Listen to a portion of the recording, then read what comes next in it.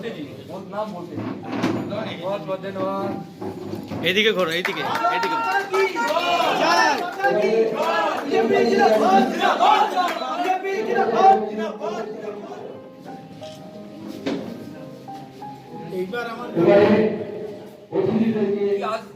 आजाद होने से पहले ही हिंदुस्तान का बंटवारा हो गया।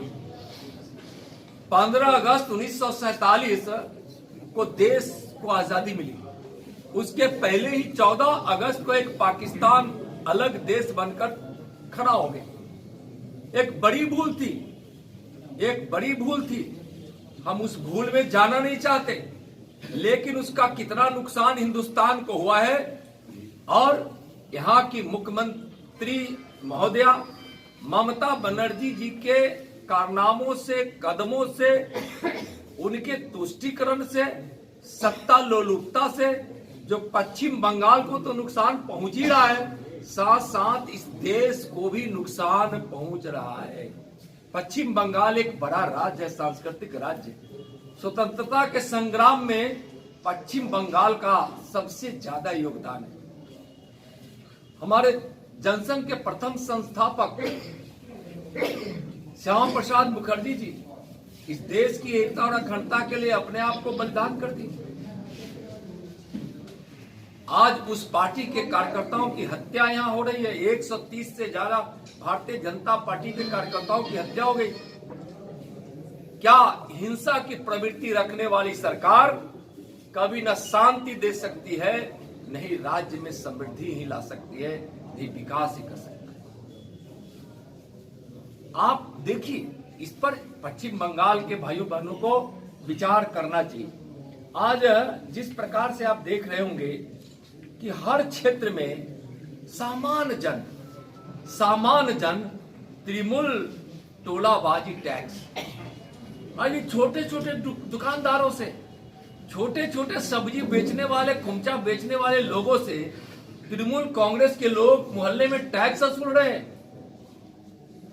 दो प्रकार से टैक्स, एक सरकार टैक्स लेती है, दूसरा उनके मोहल्ले के, उनके संगठन के लोग उनके माने इस प्रकार का काम पश्चिम बंगाल में हो रहा है। पश्चिम बंगाल गरीबी की ओर बढ़ रहा है। इससे यहाँ के लोगों को सावधान होना पड़ेगा। हिंसा कभी भी इस देश ने बर्दाश्त नहीं किया है। हिंसा पे उतारू यहाँ की पश्चिम बंगाल सरकार की व्यवस्था को मैं निश्चित रूप से भर्त्सना भी कर रहा हूँ। और यह सांस्कृतिक राज वाला, स्वतंत्रता के संग्राम में सबसे बढ़ चढ़कर भाग लेने वाला और देश के एक महत्वपूर्ण ऐसा राज्य जो जहां हमारी देश की सीमा कई देश की सीमा से मिलती है, बहुत महत्वपूर्ण यह राज्य है।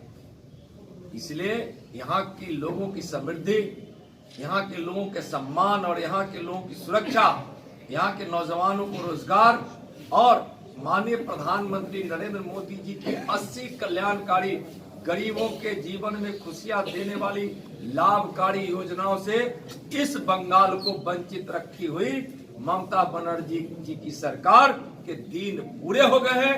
आगे आने वाले विधानसभा चुनाव में भारतीय जनता पार्टी की भारी बहुमत से सरकार बनेगी। हमारे 130 कार्यकर्ताओं का बलिदान और पश्चिम बंगाल के गरीबों की आह, जो हमारे केंद्रीय सरकार की योजनाओं से राज्य की सरकार वंचित रख रही है, यह आह ममता जी की इस सत्ता को समाप्त कर देगी।